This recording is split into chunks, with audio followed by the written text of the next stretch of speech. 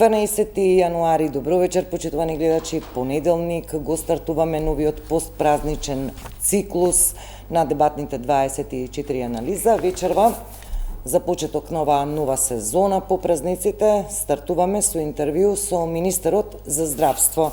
Велам добро вечер за Азир Алиу, министер за здравство. Добро вечер, благодарам на поканата.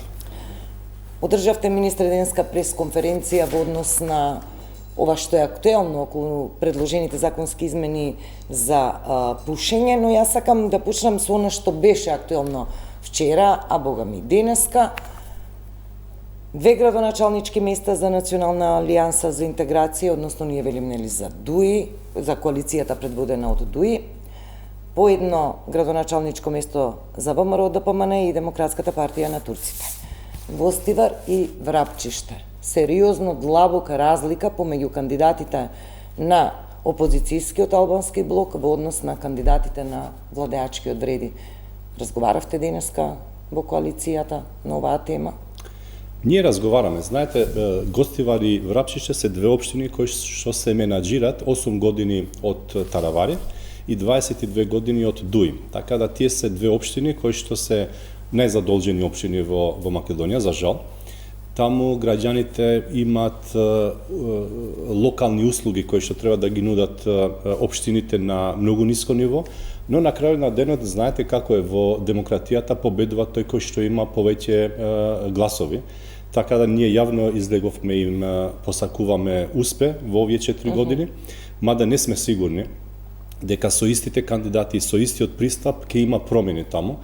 Како и да е од централна власт, ние ќе се потрудиме да може да помогнеме и во Гостивар и во Врапчиште, да може граѓаните на вистина да живеат во општина која што заслужуваат да живеат и од инфраструктурна гледна точка и од услуги кои што треба да ги нуди од општината. Например, Гостивар е општина која што има над 30 милиони евра долгови. Знаете дека од пред една година веќе ние имаме одвоено средства за локалната самоуправа. Моментално имаме 22 активни проекти за општина Гостивар и ќе ги следиме дали се имплементираат. За жал досега само 20% од тоа е имплементирано, но како и да е, ние како централна власт ќе помагаме за да може општината навистина да излезе од длабока криза која што моментално ја има. Добро, Алио, кога ве прашав, поентата моја беше многу е длабока разликата. Со двојно повеќе гласови победи кандидатот на опозицијскиот фронт во однос на владеачкиот. Ако велите дека толку е големо незадоволството, веројатно тоа некако ќе се пресликаше и во бројот на гласови. Знаете, излезеноста е многу мала. Ако гледате излезеност колку има, е дефинитивно една од најмалите бројки кои што ги имаме досега во локални избори. И од тука се гледа незадоволството од граѓаните. Од другата страна, како што реков, 8 години локална власт, значи дека веќе имате инфраструктура на локално ниво. Ние сме таму опозиција реално, во Гостивар 8 години веќе имате инфраструктура. Имаме некои индици дека има злоупотреба на локално ниво, но тоа е веќе оставиме на надлежните институции. Во среда е најавена лидерска средба. Во овие малку политички оценки од вас. За сега нема потврда од ДУИ, а СДСМ, нели, според последните информации, не планира да дојде на таа лидерска средба. Сега зашто ќе биде лидерската средба за партиите од владеачкото мнозинство? Како и да е, премиерот повика на лидерска средба на сите партии. На крајот на денот пак секоја партија одлучува дали ќе има присуство на таа средба или нема да има. Мислам дека во демократскиот свет такви средби се позитивни. Јас лично мислам дека разговорот или седнувањето на маса и отварањето на реалните проблеми кои што ги имаме и соочување со истите е добар показател дека навистина сакаме да ги решаваме проблемите на маса и заеднички. Веќе сепак ценам дека на крајот на денот секоја политичка партија има цел, и целта е единствена и јасна и иста кај сите политички партии, да креираме институции, држава која што ќе биде компатибилна со вредностите на Европската унија. Моето прашање беше која ќе биде политичката поента на еден ваков собир, ако на маса ги нема најголемите опозицијски партии и од албанскиот и од македонскиот политички блок. А ова лидерска е најавена. Значи, поканата е до сите политички партии, на крајот на денот Вие не можете со сила да ги присилите да доаѓаат. Како и да е, поканата е отворена. Ценам дека до среда ќе се размислат политичките партии, ќе бидат дел од таа маса, која што навистина би било добро да почнеме веќе да одиме чекор напред и да ги следиме стандардите во развиените земји, а тие стандарди значат дека разговорите, проблемите се отварат на маса и се разговарат и се наоѓа решение. Алио, преминуваме на законот за пушење, јавноста веќе горе-доле знае што се предлага да биде забрането од рекламирање до увоз, па дури она што беше најатрактивно, забрана за употреба на електронски цигари во затворени објекти. Една од целите е да се спречи бројот на пушачи, да се спречи регрутирање на нови генерации, млади генерации на пушење. Тоа е целта. Да се подобри здравието на граѓаните, репродуктивното здравје, бидејќи голем број, долга е листата на болести кои се последица на хроничното пушење, и меѓу другото се били за по-чиста животна околина, по-чист воздух. Ова беше една од поентите што е коментирана на социјалните мрежи, па ве прашувам, например, имаме ли некоја емпирија колку пушењето го загадува воздухот? Да почнеме прво зошто имаме потреба, бидејќи исто така имаше коментари од типот зошто нов закон, кога веќе имаме постоечки закон. Кој не се почитува, додава? Прво, законите сами по себе не можат да бидат квалитетни и да дават резултати ако немате цел екосистем. Што значи тоа? Законот дефинира рамка и дефинира строги правила за креирање на нешто, или подобрување на екосистемот за нешто.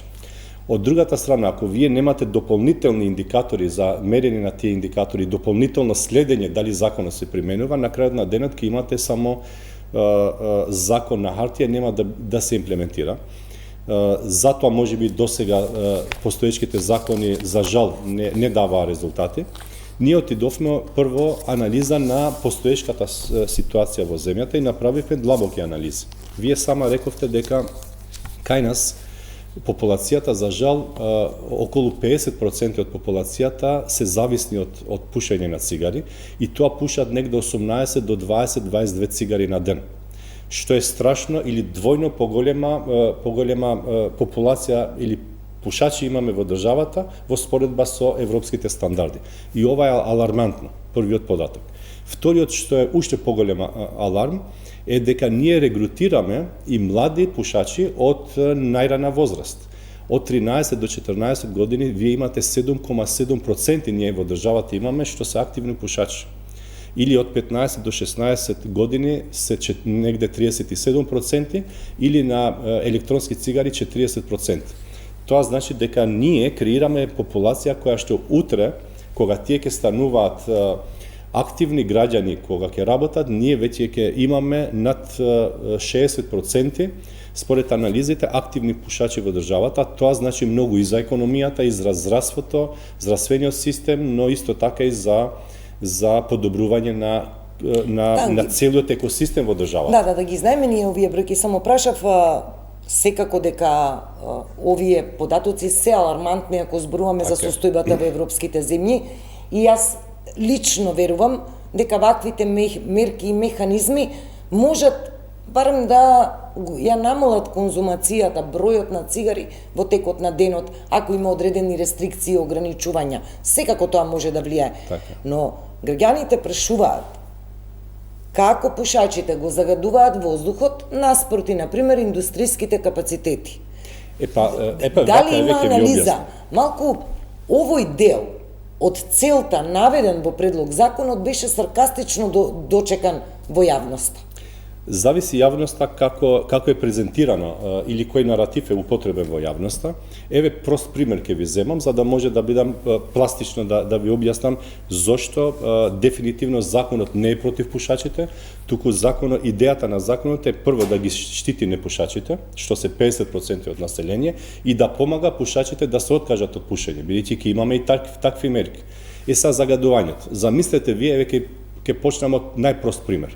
наш граѓанин кој што работи во угостителски објект кој што се пуши внатре. Он сака нече, дали е пушач или не е пушач, он пасивно, ако не е пушач, пасивно е пушач 8 часа на ден. Замислете колку е државата крива кон тој граѓанин, и еден да е, значи он ќе седи во затворена просторија која што се пуши, 8 часа и без разлика дали он има здравствени навики, дали он е спортист и не пушач, на крајот на денот он е пак пасивен пушач. Ние имаме, јас разговарав и со колеги од разни институции, со доктори исто така, велат дека имаме многу често кардиоваскуларни заболувања и кога ги прашуваме пациентите дали сте пушач, он вели не сум пушач. А дали имате дома луѓе кои што пушат и дали пушат во затворени простори, одговорот е потврден. Тоа значи дека и пасивните пушачи се фактички во ризик фактор на население заради тоа што веќе активните пушачи пушат во затворени простори. Ние како држава и ние како Министерство за здравство, прво целта ни е да ги заштитиме граѓаните кои што не се пушачи. Или фактички тие веќе стануваат пасивни пушачи, бидејќи 50% од граѓаните не се активни пушачи. И ова е алармантна бројка. Да, интересно е, вели, ќе може да се пуши во угостителски објект кој што е отворен од најмалку 3 страни. Например, тоа е на ова студено време, значи дека пред угостителскиот објект ќе може да се пуши. Значи дека ако угостителскиот објект сака да има таков агол за пушење и нудење на угостителски услуги, тогаш ќе направи тераса која што е отворена од 3 страни. Значи неотворено, така едноставно сега да го кажеме, тоа е неотворено. Идејата на законот фактички е прво да ги заштитиме тие што не пушат, второ да направиме програма и да направиме амбиент тие што пушат да намалат или да се откажат. Ние, еве бројка што е исто така алармантна, ние имавме во 2023, ако не се лажам, 43 граѓани кои што барале услуга за да се откажат од пушење.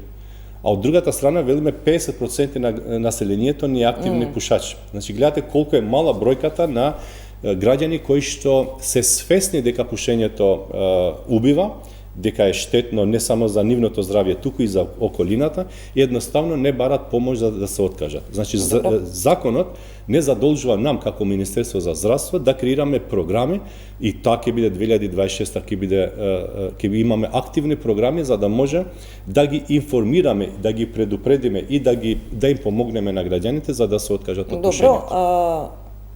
Јавна тајна е дека се пуши во јавни институции, во јавни предпријатија, по канцеларии, па дури ќе ви кажам и во комплекс клиники и доктори и секаде.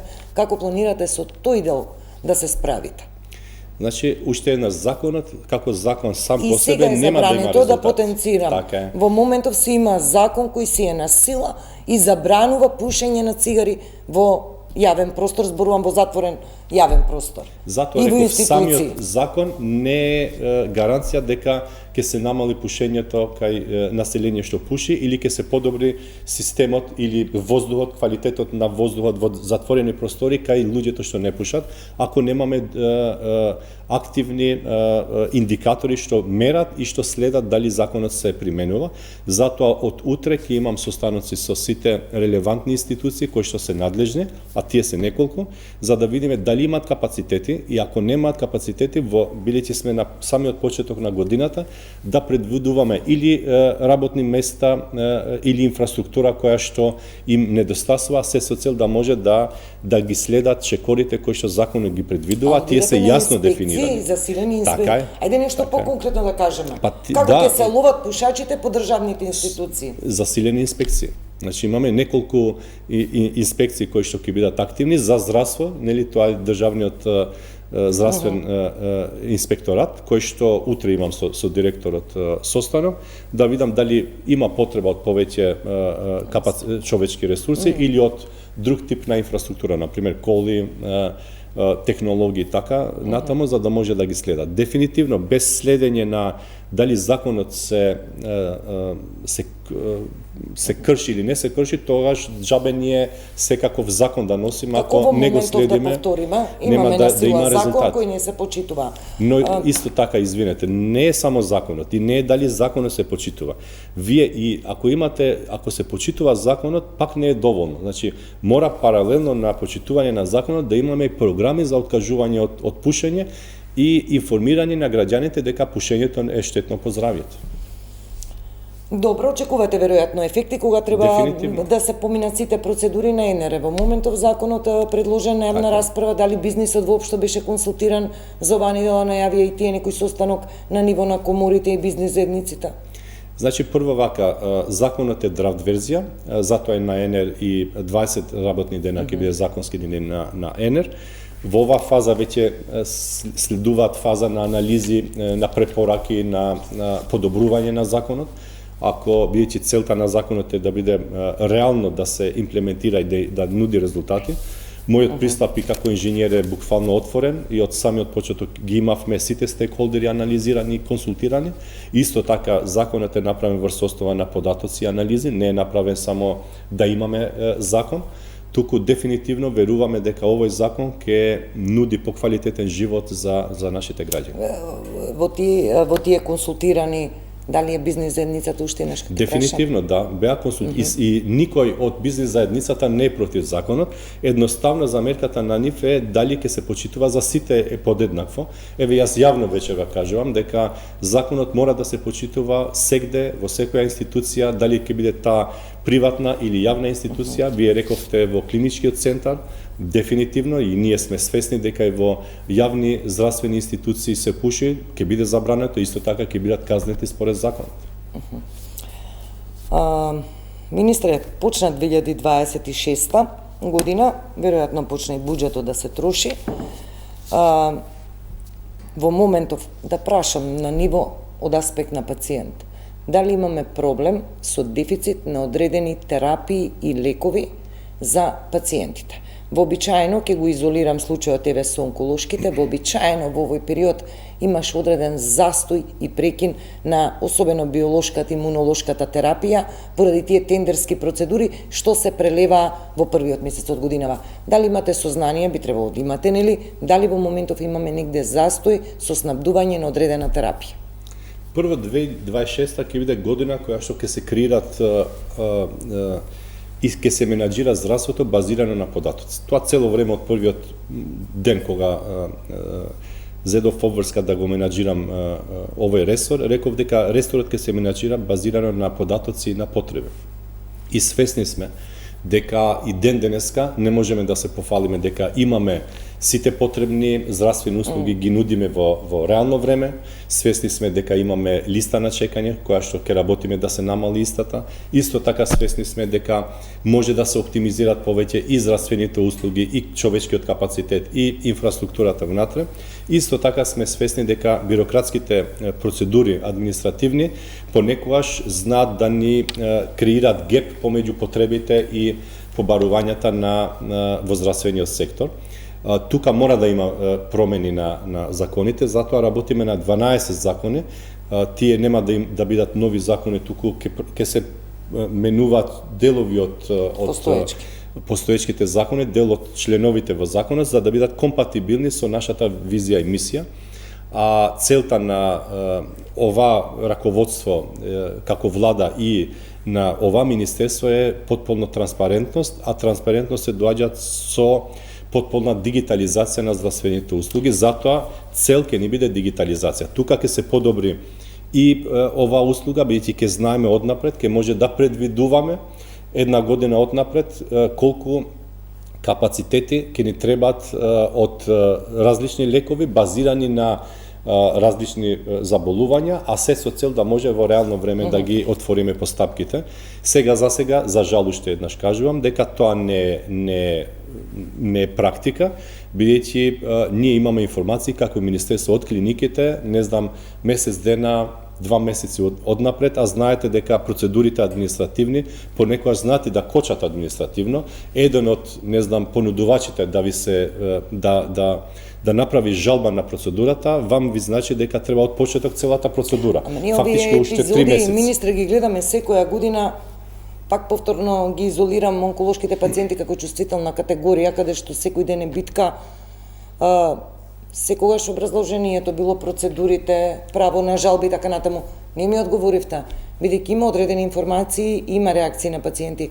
Дали во моментов имаме застој со терапија на одредени клиники?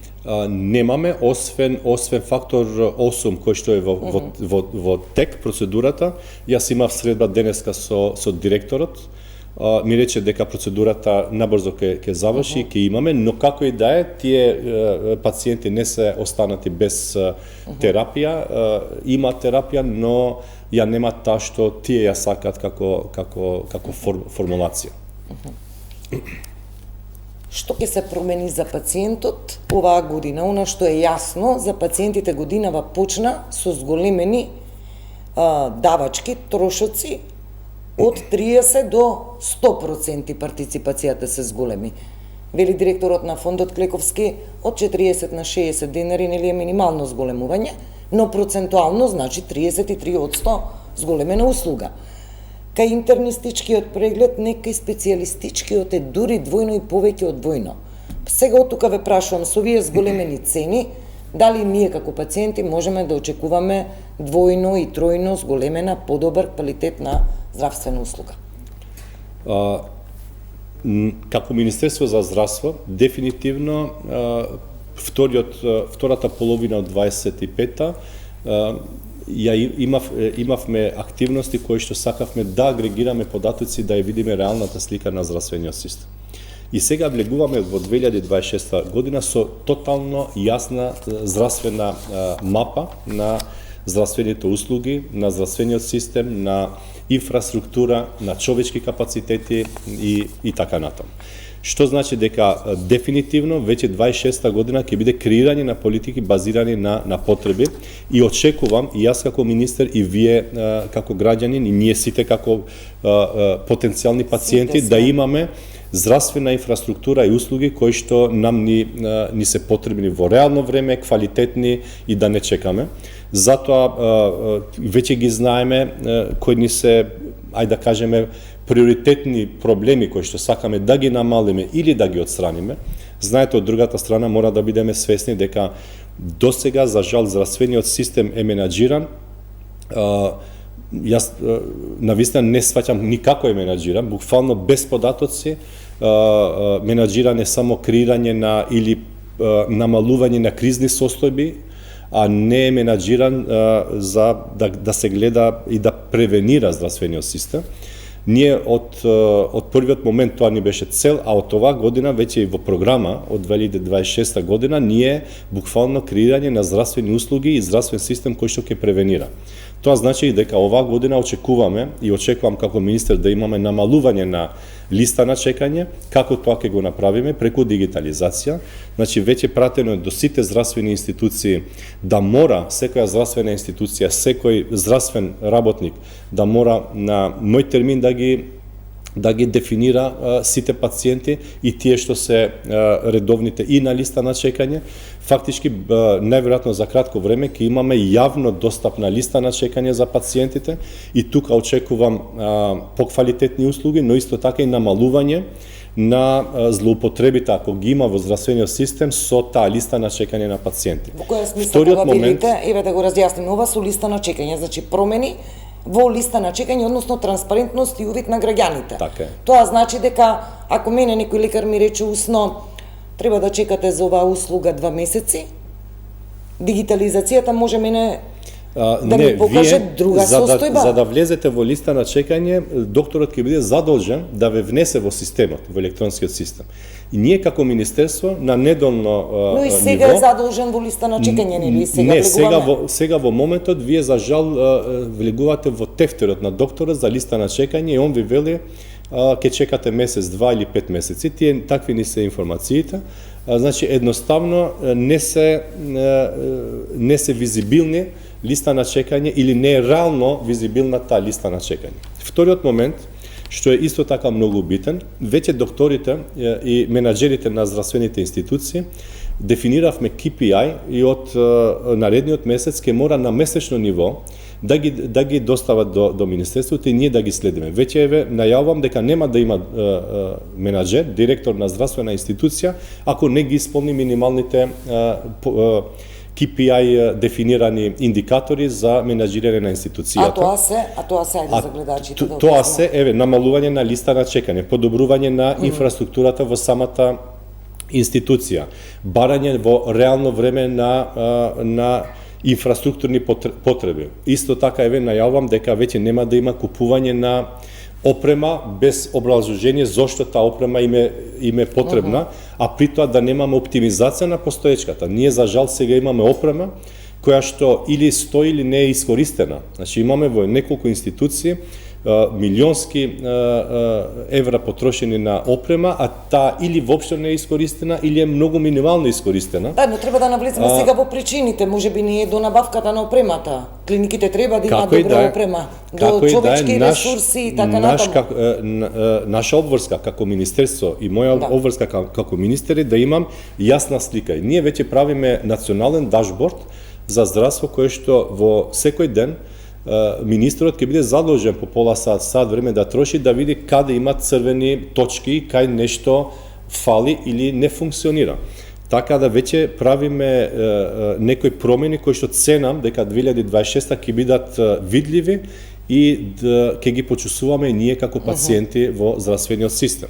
Например, воведуваме исто така, ќе воведеме, во фаза сме на воведување на електронски систем за пријавување на работа, значи check-in, check-out на сите здравствени работници, за да знаеме кога одат на работа, исто така кога имат пауза и кога се враќаат, за да може исто така да се оптимизира и бројот на здравствени работници. Знаете дека имаме институции кои што нам ни фалат здравствени работници и имаме институции кои што здравствени работници има доволна, а нема доволно работа. Така да мора да имаме јасна слика и тука нема да има пардон, значи ќе одиме со креирање на политики за оптимизација и од инфраструктурна гледна точка и од човечки капацитети. Но при тоа мора да наведам дека исто така ќе креираме јасно дефиниран протокол за кариерен развој на докторите, за да не барат тие да бегат од јавно здравство во приватно или од државата, заради тоа што едноставно немаат јасно дефинирана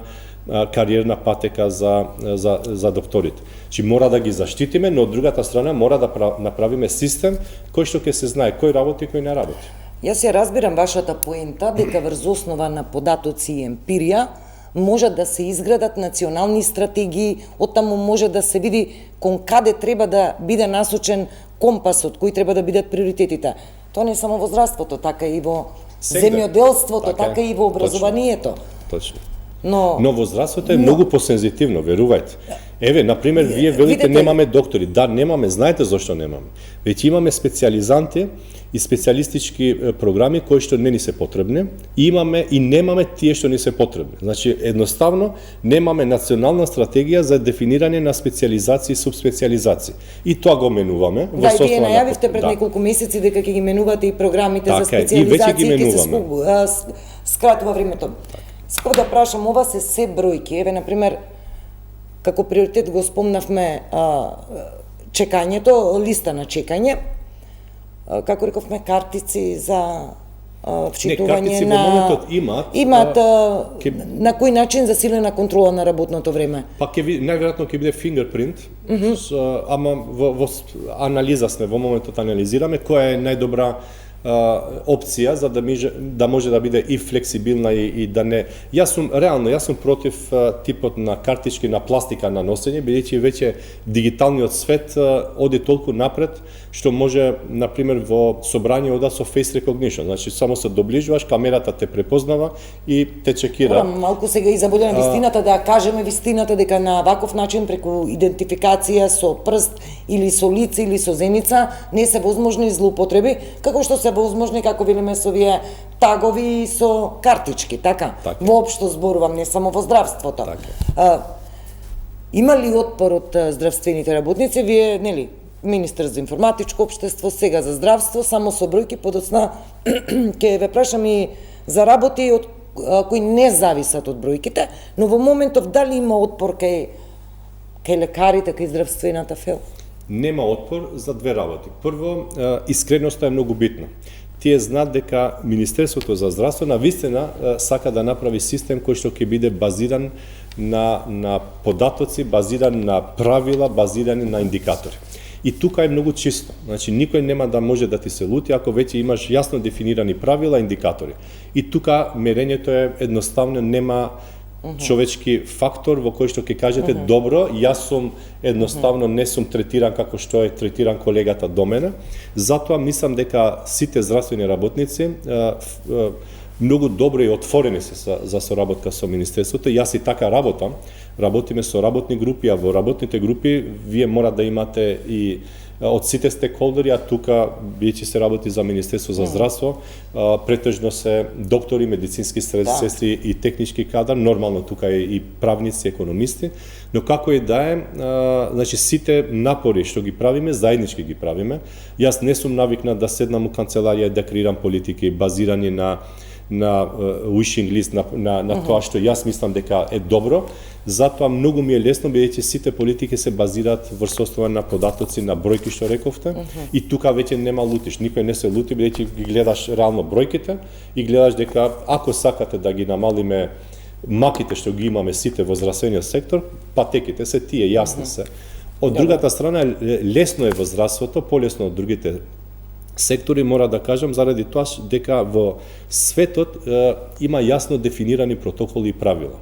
И ние не треба ништо да измислуваме, чисто едноставно треба само да ги имплементираме базирано на нашата инфраструктура и потреби. Како едноставно кажувате, лесно е во здравството, министер, тоа е еден од најзадолжените сектори со онаа служба за општи и заеднички работи.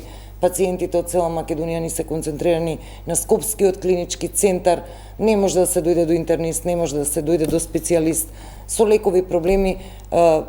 Вака новинарски гледано здравството, мислам дека еден од најтешките и најкомплицираните сектори кои мислам дека изминативе години како системски можем да кажем дека е најсензитивен од сите сектори, но може лесно да дојдете до решение ако имате искрени цели и ако знаете како тоа да го правите. Ако било лесно да се дојде до решение, значи недостасувало политичка волја за да се прочита и да се спроведе такво некое решение.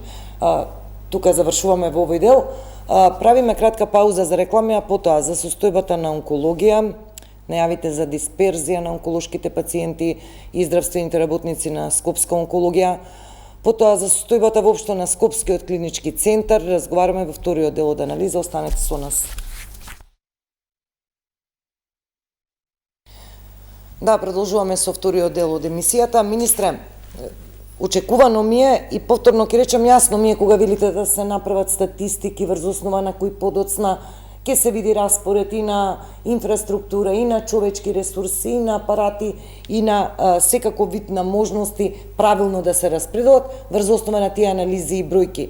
Но во меѓувреме здравството не може да запре, мора да тера целиот процес.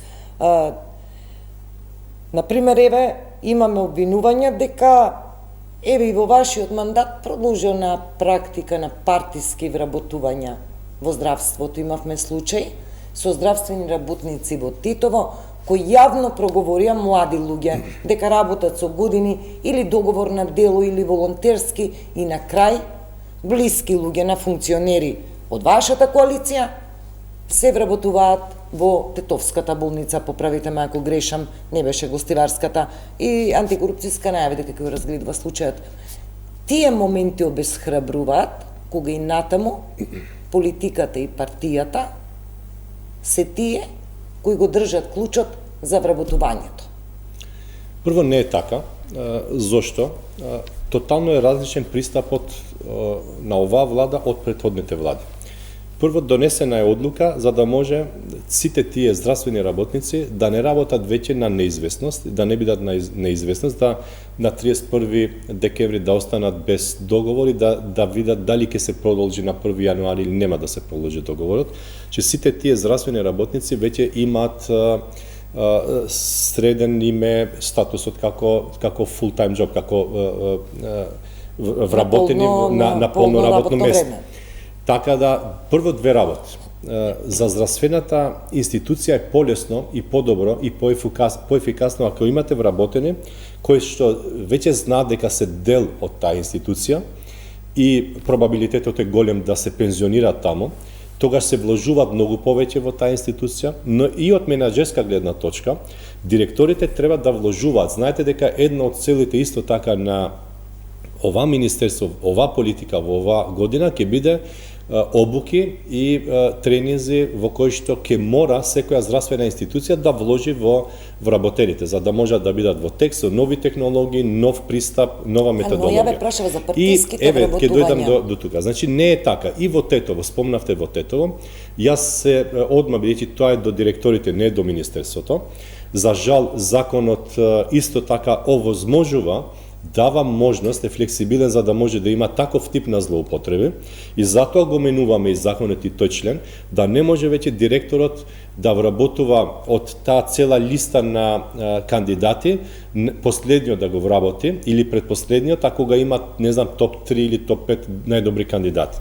Така да тука јас воопшто не се сложувам, бидејќи тогаш меритократијата се множи со нула на крај, че ние како Министерство за здравство правиме тестирање на тие кандидати, вложуваме напор, човечки капацитети, труд и финанси и на крај на денот директорот одлучува од таа листа според, не знам, критериумот, мислам дека ова е најдобар. Тогаш кај ни се претходните анализи направени или следење на знаењето на тој. Целосно саботирање на медицинскиот. Дефинитивно, јас сум против тоа од првиот ден. Не, тоа е за професионални вработени кои утре треба да дадат услуга здравствена на пациентот. Тоа ќе го решиме. Вториот момент, во Тетово не беше таква ситуацијата. Јас одмah го барав директорот да видам што се случува. Добро, и што беше поразлично? Директорот вели вака. Прво, тамо се вработени, ако не се лажам, 180 вработени и останати се, мислам дека 10 или 12, кои што ги исполнуваат условите, не се вработени. Зошто? Веќе имат ист профил. Пример ќе дадам, ако е биохемичар, а имало 2 слободни места според систематизација, а фактички аплицирале 4 и сите тие 4 работеле привремено работеле на тие позиции, за жал, од страна на политиките злоупотребени се тие здравствени работници за да можат да работат, да бидат на договорно дело, да трчат за некој од партиите секоја година, тоа 10 години поред и на крај на денот тие исто се чувствуваат како колегите што веќе се вработени, а фактички во систематизацијата нема 4 слободни места, туку има 2 например. Што направивме? Сега бараме од сите здравствени институции на ниво на државата да направат функционална анализа и да направат нови систематизации ако имат потреба. Најверојатно сите ќе имат потреба заради демографските промени во населението, инфраструктурата и така натаму. И ценам дека многу за брзо време, еве спомнавте Тетово, ќе има уште 130 нови работни места таму, така да не само што уште и овие ќе бидат вработени, но уште ќе имаме потреба, бидејќи здравството, колку и јас да зборам за дигитализација, човечкиот фактор е најбитен. Значи доктори, медицински сестри се најбитни. И ние ќе вложиме ќе правиме напори тие да ги вработиме, но исто така ќе намалиме број на злоупотреби кои што за жал ги нуди во моментот и законот. Значи едноставно на крајот на денот директорот нема направено злоупотреба, бидејќи законот му дозволува кого сака он да вработи од листа на кандидати, а он може да го вработи последниот или најслабиот кандидат. Така го уништивме здравството. И така го уништивме здравството. Јас се сложувам со вас, но еве затоа ние правиме сега напори. А директорот сигурно не доаѓа од некоја независна зона, туку е делегиран од некоја партија. Затоа правиме напори тој член од законот да биде изменет. Во овој втор дел малку сакам со овие блиц прашања што се во интерес на јавноста. Онкологија е во устата на сите министри, дисперзија, 8 септември, вие бевте дел од таа приказна, посетивте, бевте во Битола, и таму да се направи дисперзија и на пациенти и на кадар за западниот регион. Во Тетово мислам се разговараше. И во моментов повторно Скопската клиника, Скопска онкологија на клинички центар е местото каде што се слеваат пациентите од цела Македонија. Така е, точно е дека мислам дека првите недели јас почнав, бидејќи ми дојде анализи дека таму имаме реални проблеми и анализиравме како се решава во европските земји. Единствен начин е да може да се дисперзираат тие услуги. Прво заради тоа што тие пациенти имаат потреба брзо да добиваат услуга и да не патуваат далеку заради здравствената состојба. И во вториот момент е дека секогаш тие пациенти барат дополнително некој од семејството да може да ги придружи. И тоа е дополнителен товар и за економијата и за институциите, бидејќи вие освен што имате еден пациент што не може да оди на работа, имате и друг член од семејството кој што мора да бара слободни работни денови за да може да придружба да прави. Овој беше првиот момент. Вториот момент беше дали е возможно кај нас и дали имаме капацитети. Дефинитивно имаме и затоа и почнавме од овие градови кои што вие ги спомнавте. Во Битола веќе имаме центар одамна, само што требаше дополнително да се подобри инфраструктурата и новите протоколи да бидат имплементирани таму. Веќе тоа е направено. Одат доктори од клиниката еднаш неделно таму. Дали е доволно? Воопшто не е доволно. Јас, ако ме прашувате дали сум задоволен, не сум задоволен. Сакам Битола дефинитивно сите здравствени услуги поврзани со онкологија да може да ги пружи таму. Што недостасува дополнително од инфраструктурна гледна точка, тоа е ЦТ симулаторот кој што треба да се купи за да може и таа услуга да може да се нуди таму, за да може да се опкружи тој екосистем за онкологија во Битола. Во Тетово веќе амбулантскиот дел функционира и функционира супер, задоволни сме. Во 8 септември веќе административните процедури помина, тие имат право веќе да работат, амбулантски услуги. Дали почна да работат, реално немам информација оваа недела, знаете, беа после празниците имавме други активности, мислам и ценам дека веќе почнали таму да работат. Проблеми имаме во Штип, бидејќи таму треба инфраструктурно да се гради институција. Министре, ова вака го зборувате и сега, например, вака прашувам, што значи во Битола еднаш кај недела се вршат прегледи, има обучен тим, дава хемотерапија, имунотерапија, знам дека биолошката е централизирана. Значи две работи. Во Тетово, што се работи? Во 8 септември што? Во Битола што? Сите терапии што се на ниво на амбулантски терапии се нудат таму. Све што е поврзано со покомплицирани случаеви кои што бараат, не знам, ЦТ симулатор, бараат радиолошки пристап кон пациентот, тогаш доаѓаат во Скопје. И тука не е мал бројот во кој што добива здравствени услуги во Тетово, во Битола, се надевам дека сега веќе на 8 септември, и ќе се намали пополека. Сензитивен е здравствената услуга за овие пациенти, мора да бидеме предпазливи, мора да се обучат, баравме од Битола тројца физичари веќе 6 месеци да бидат дел од клиниката во Скопје, за да можат тој дел да се обучат и да можат да работат независно. Така да бара време, тие се процеси и процедури кои што навистина барат време, но битно е дека сите се сложни, дека мора да има дисперзија на онколошките услуги во овие градови. Се надевам дека и во Штип ќе може до крајот на годината да имаме такви услуги и ние перманентно ќе работиме. И 8 септември исто така. Делот од амбулантските веќе имаат пас административен да работат, додека хоспиталниот момент ќе треба да се вложи во инфраструктура и во човечки капацитети, за да може и тоа да се нуди како услуга и во 8 септември.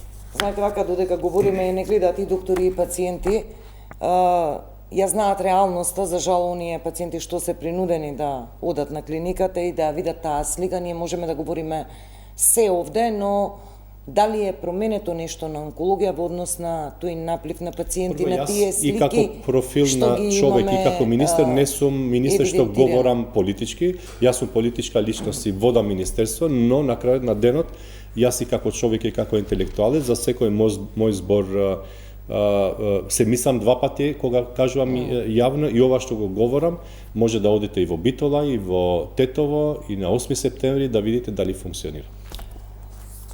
Една од најголемите забелешки на јавноста, зборувам за Сдруженијата на пациенти со ретки болести, беше дека оваа година буџетот за овој вид на пациенти, иако не се многобројни, но секој живот е бесценет, дека буџетот е намален. Сега на една пресконференција ја прашавме министерката за финансии зошто го намалувате буџетот. Зборуваме за пациенти со ретки болести, воопшто за пациенти. Министерката вели, јас не можам да одговорам зошто се скратени овие пари за ретки болести, кој што побарал во рамки на лимитот, така му е обезбедено. Приоритетите ги прави самиот министер за здравство. Вака, тука, освен што имаме буџет, знаете дека имаме и програма, која што агрегираме ние пари и надвор од буџетот, а тие се, знаете, по 1 денар од пушење добива Министерството, од пако за како цигари, давачка, како давач. Исто така и од алкохолот, така да ние и тој дел го предвидуваме. Од акцизите. Значи, 1 денар е по предмет, по цигара. Така да и тој дел тука негде се 5 до 6 милиони евра годишно и тоа исто така го предвидуваме во тој дел и јас ве уверувам дека нема да има пациент кој што нема да ги добива сите здравствени услуги, кои што се надлежност на Министерството или се во програма. Вие рековте и јас исто така стојам на тоа дека и еден пациент да е, тој е граѓанин на нашата држава и ние мора да нудиме услуга, здравствена услуга за него и тоа ќе го направиме и во иднина. Исто така знаете дека заедно и со приватните здравствени установи веќе бараме и работиме со нив за да може двонасочно да биде комуникацијата со нашиот дигитален систем, за да може нашите граѓани да видиме каков тип на услуга добиваат и во приватните здравствени институции, за да може и тој дел да го следиме, така да сакаме да имаме јасна слика буквално за секој граѓанин во државата. Побаравте ли, имате ли некоја информација што е со случаите на извршени непотребни кардиоваскуларни операции? Знаете дека заврши првата фаза, да. дефинитивно. Значи, од првиот момент креирав комисија, која што е составена од експерти, внатрешни експерти. Тие веќе завршија со 25 предмети, кои што ги анализира. Од нив резултира 10 дека се, ајде да кажеме, отворени и не требало да завршат како што завршиле, но како и да е втората фаза, за да бидеме тотално транспарентни, беше комисија, предвидена беше комисија со тројца надворешни експерти надвор од Македонија, веќе таа комисија е формирана.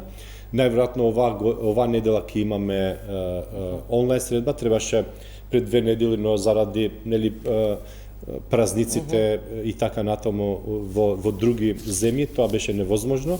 Денеска имаше комисијата, нашата интерна комисија, внатрешната состанок, за да може да се запознае со CV-ата и експертизата на овие тројца веќе наши доктори кои што ќе бидат инволвирани во процесот.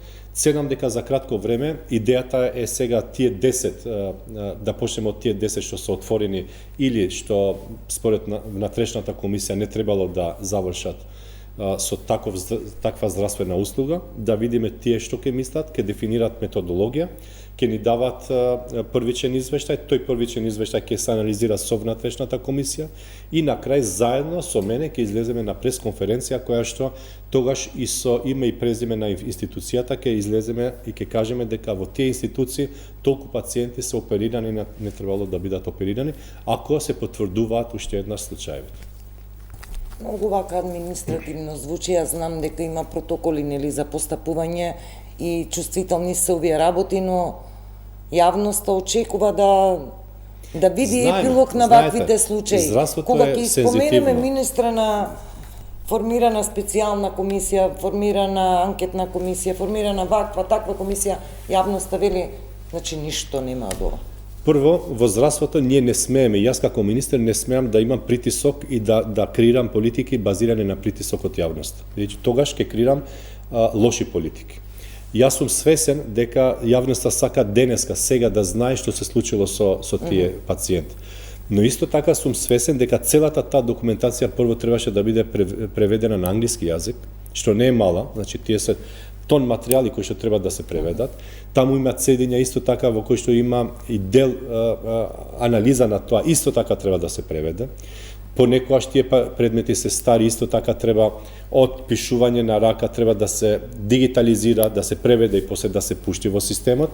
Исто така знаете дека надворешни експерти за да имат увид во досие на пациент извинете, од нашата држава, мора да ги пазиме сите закони. И јас, колку и да е сензитивно, колку и да имам притисок од јавноста, ќе морам да ги пазам сите тие протоколи, бидејќи на крајот на денот навистина сакам да има резултат. Не сакам да од кои држави се експертите на надворешни? Да, и од почеток реков дека државите во кои што ќе првото барање мое беше тие експерти да немат допирна точка со Македонија. Зошто велам вака? Бидејќи принципиелно знаете во секоја професија е така и во нашата во IT е така, а многу повеќе во медицина. Че тие обуки, тие тренинзи или надвор од државата или заедно ги спојуваат, бидејќи кај нив, например, не знам, месец дена работат заедно и креираат освен професионалниот и тој пријателски однос кон институцијата или кон докторите. Само да ги кажеме и јас барав докторите да немат допирна точка, значи од Словенија, од Австрија и од Италија, за да може, еве, например, имавме добри профили од Хрватска, реков, многу е близко и испадна дека некој од нив работеле со државата и реков дека е може би се навистина добри експерти, но како и да е, сакаме да ги отстраниме сите можни моменти за што може да влијат, да може да влијат или едноставно граѓанинот да не мисли дека е правилен извештајот и нема тука дополнителни индикатори. Каква е состојбата? Регистарот го објавивте за број на здравствени работници, распоред во земјава. Веројатно тоа беше една од првите бази во кои што имавме увид. Во моментов колку доктори имаме, односно вкупно здравствени работници? Ги имате ли последните податоци? Бидејќи променливи се тие. Тие се променливи, дневно се менуваат и тоа е идејата на таа матрица на човечки капацитети во здравството. Ако ме прашувате во моментот можам да влезам во системот, не знам, да не преюдицирам. Поентата на моето прашање е дали имаме показатели дека продолжува оној тренд на одлив од јавното здравство во приватно здравство и надвор од земјава. Тие два параметри, дали ги имате на увид? Многу рано е да излеземе со таков тип на анализа, веќе за да може да компарирате, мора да имате два индикатори, значи две временски точки за да може да компарирате пред една година, 2-3 добро, може апсолутно да се зборува 100 доктори. Може да кажам дека според тоа што го гледаме од таа матрица и од тие информации што ги имаме, ние се уште имаме потреба, затоа реков и ќе вработиме и понатаму, се уште имаме потреба од човечки капацитети во здравството. Се уште имаме потреба од доктори и медицински кадар. Но исто така имаме огромна побарување од здравствените институции за специализација и субспециализација. Тука, за жал, имаме квантум на профили на специализации кои што се поатрактивни и најверојатно затоа сакале да проложат докторите во тие специализации, но за жал на крајот на денот резултира дека ги имаме многу на број, а не ни се толку потребни. Од другата страна имаме профили кои што ни се потребни, ги нема. Например, имате профили од не знам пластична хирургија, например, имаме многу специализации. И многу млади луѓе во кои што се во тек и ќе специализират, а немаме толку потреба веќе. Од другата страна, имаме профили кои што не се толку атрактивни и не одат во тој профил и затоа менуваме две работи тука. Прво, според барањата и потребите на здравствените институции, менуваме на начинот и курикулумот во специализација. Веќе нема да има толку толку професионализирани профили за специализација, туку ќе одиме општи специализации да имаме и сега веќе воведуваме општи специализации. Тоа значи дека специјалист по општа медицина може да работи, да нуди услуги во внатрешноста на државата, без при тоа да има ограничување. Сега, например, имате вие специјалист кардиолог, кој што ќе работи во внатрешноста и он, ако дежура, ќе нема право, иако можеби знае професионално како што се случува, он нема право да потпише и да удри печат за здравствена состојба на пациент, бидејќи он е кардиолог. Така да не е општ специјалист. Така да затоа ги менуваме специјализациите, тука исто така и намалуваме на години на специјализација во некои од областите кај што има потреба, и тоа го правиме во склад со европските стандарди. Значи, цело време имаме таргет и индикатори во кои што ни се таргет и мерни индикатори за подобрување на здравствената слика во државата, ни се нормално европските индикатори, и од таму ние гледаме и следиме дека да, во некои држави има субспециализација или специализација како што досега ни се кај нас 6 години, али таму здравствениот систем е другче организиран. Например, големи се државите, има потреба од таков тип на кадар. Кај нас дефинитивно се покажа овие 15 години дека тој профил на специализација не соодветствува со потребите на нашиот здравствен систем. Затоа менуваме буквално све и во овој сегмент. И во курикулумите, и во годините, и заедно со универзитетите, ценам дека за недела-две веќе ќе имаме пресконференција која што ние имавме една пресконференција, сега ќе имаме таа пресконференција која што веќе ќе ги понудиме тие специализации и субспециализации, новите фактички, подобрени и компатибилни со нашите потреби. Се ова процеси, министре, да, потребно е време, бидејќи од една страна ќе имате професорската универзитетската фела, па тука ќе бидат идните доктори специјалисти, правилата, дали е на државен, дали е на приватен трошок, можеби и тука нешто да се интервенира, за да ги задржиме во јавното здравство. Се ближиме кон крајот, она што на ова интервју, клинички центар, што се случува со тој паркинг простор, со тој комплекс таму, вечна тема некако стана, веќе не ни говориме за дислокација на клинички центар на некоја друга локација, туку велиме ајде чаре да се најде за паркингот. Беше едно од решенијата во некој приватен тука локален во близина на клиника паркинг, каде што може докторите да паркираат за да обезбедат простор за пациентите, но состојбата значајно не е сменета. Дефинитивно имате право, значи за жал, мора да кажам за жал, ние се уште збориме во министер за здравство се уште збори за паркинг места во клиничкиот центар. Уште еднаш велам за жал. Тоа е целосна голгота за пациентот. И тоа е дефинитивно потреба за пациентите, и затоа од првиот месец јас почнав и од првите пресконференции мои беше дека да, клиничкиот центар мора да има паркинг кој што ќе биде соодветен со потребите на пациентите и на вработените. И првиот чекор, тој ад-хок решение беше што можеме во моментот додека најдеме решение, долгорочно решение. Во моментот можеше да се искористат, и тоа е логиката на секој инженер, што имате инфраструктура во близина. Инфраструктура имавме неколку хотели кои што имаат капацитети да ни нудат, и за среќа ден денеска нашите вработени користат капацитети таму, ја користат таа услуга. Вториот момент, ние почнавме паралелно на тоа ад-хок решение, која не е решение, тука едноставно намалување на притисокот внатре во кампусот Мајка Тереза, беше ајде да почнеме да видиме зошто не функционира. Видовме дека потребата на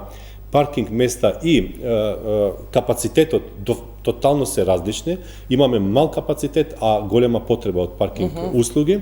И третиот момент беше како досега работело. За жал, морам да кажам дека од 2023 услугите се ги користи јавното предпријатие градски паркинг, но ништо не добиваме ни ние како министерство, ни услугите не се подобрени.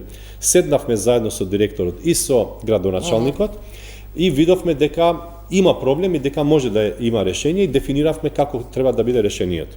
Кога почнавме да видиме да се потпише тој договор, тогаш увидовме административно дека парцелата воопшто не е во катастар дефинирана. Пазете каква ситуација се наоѓа, под каква министерот. Значи, едноставно, целата парцела во клинички центар не беше дефинирана во катастар, што е срамот. И тоа го направивме, завршивме, ама тоа беше процес, месец и по. Веќе сега сите парцели, значи, од кампусот веќе се дефинирани, тие излегува на службен весник, мислам, ценам пред 3-4 недели, и тоа беше последната пречка административна, за да може ние како Министерство да подпишуваме договор со јавно предпријатие Градски паркинг. И веќе очекуваме, најверојатно денеска, утре, тие административни од страна на катастар да ни кажат, да ни ги дават тие изводи, нели, за парцелата, за да може со тие, нели, тие имаат бројче, за да може со тие бројчиња ние да подпишуваме договор со јавното предпријатие Градски паркинг. И веќе се договоривме, имавме и ќе имаме средба со градоначалникот на град Скопје. Таму ќе се градат катни гаражи кои што ќе бидат монтажни и ќе се направи цела инфраструктура, значи модерна инфраструктура со паметен паркинг. Фактички ќе имаме тотално смарт паркинг внатре и ќе има доволно места колку што има потреба. Веќе нема да недостасува ни едно место ако имаме потреба. Направена анализа последните 5 години и знаеме колку ни е капацитетот. И ве уверуваме дека за кратко време, јас им дадов чак, мислам дека и на една пресконференција реков, дека максимум до јуни ние ќе имаме паркинг кој што ќе биде соодветен и компатибилен на потребите до јуни годинава. До јуни оваа година. Никогаш од клиника зависи во кој дел од денот, 12 на пладне 13 часот. Цел ден е така, за жал. Ако едно возило застане да плати паркинг со картичка, се прави редица и блокирани се. Ајде пациентите или граѓаните и колите на возилата на ке се отварат и нови патишта, значи разговараме веќе и со општина Центар за да може и од например кај кардиологија, кардиохирургија ќе има посебен влез за нив, така да ќе биде тотално уреден како што ги има во цел свет и соодветен на потребите. Премиерот најави реконструкција, па се направија некои промени нели во владата по локалните избори. Дали очекувате дека ќе бидете дел доколку се случи некоја идна мини реконструкција? Вашето име се споменуваше. Ресорот здравство е многу интересен и некако не успеав да сватам зашто секогаш е паричка за партиско подкусурување. Ова го зборувам со оправдание дека ние имаме министри кои се по 4 по 6 месеци таму, а велиме дека е суштински важен ресор за граѓаните. Па дали очекувате да бидете дел од некоја идна реконструкција? Јас и тогаш и сега ќе кажам исто, мојот пристап кон работите е професионален и сакам на вистина и вчера и денес и утре да биде истиот пристап кон секоја работа. И јас така функционирам во животот, едноставно заради две работи. Прво, тој пристап ми овозможува да не бидам ограничен и времески и инфраструктурно и со проекти. Веќе сите овие проекти во кои што ги спомнавме барат и време и енергија и пари и знаење. И ако јас секој ден трошам време и се грижам дали јас ќе бидам утре министерот, ценам дека нема да бидам толку креативен и да се вложам во институцијата, а не сакам таков да бидам.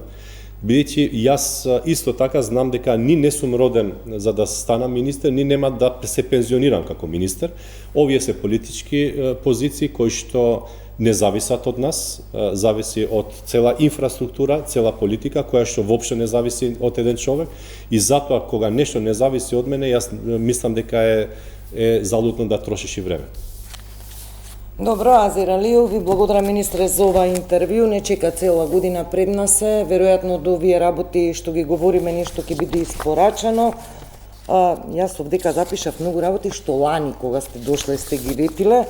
Како беше мој термин, мој преглед, национална стратегија, да, интересни ми беа, па така ги бодирав, но и во многу листови не успеав да ги, мислам ги тргнав на страна, но не успеав да ги прочитам. Имаше мој преглед, реформи во мој термин, национална стратегија, многу работи ги. Ако имате време можеме да кажеме. Состаноците во вашиот кабинет дали се уште живи? Да. Секој петок одвојувате време за од 10 часот, да. За граѓаните. И тие се дефинитивно едни од најдобрите, бидејќи од таму добиваме и поплаки, мора да кажам, и нови идеи за здравството, но исто така јас кога разговарам со директорите, прва тема ми е таа. Значи, прво, секогаш ги информирам што добиваме од граѓаните, како поплаки и како нови идеи. Веќе освен средба со граѓаните, имаме и отворен можност за да можете и да пишуваат. Да, на мејл отворивте за пријави. Отворивме цел протокол. И пишуваат активен и граѓаните. пишуваат многу. И верувајте дека многу се подобрува системот. И јас себе ги охрабрувам граѓаните, што повеќе да не информираат, да пишуваат, веќе навистина ни значи таа информација, bottom-up од доле, бидејќи тие знаат дневно со што се соочуваат. Праќат и фотографии и верувајте дека дел од тие информации се точни и резултираат како точни и за дел од тие информации веќе ние работиме. Некои од нив се процеси кои што не зависат веќе од нас, а други се процеси кои што ги решивме директно со директорите. Зашто се најголем дел на поплаките и забелешките на граѓаните? Па има неколку. Најголем дел не е направена, јас барем не знам, ние имаме цела канцеларија која што дневно се ги чита и дневно анализираме, постапува.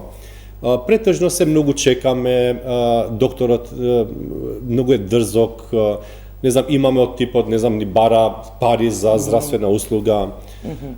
И мора да ги чекираме. Има отворени основ предмети за корупција, можна корупција, еве велима?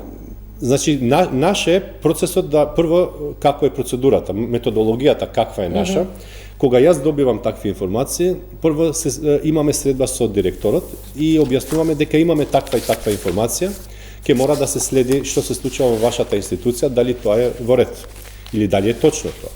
И понатаму, ако не добиваме информации, ако продолжуваме истовремено со граѓанинот веќе комуницираме, постапуваме со другите институции, веќе имаме такви отворени постапки. Имате отворени постапки, значи. Во ред, министре, ви благодарам за овој интервју. Благодарам за времето. Почитувани, овде завршува вечерашната 24 анализа, од мене пријатно.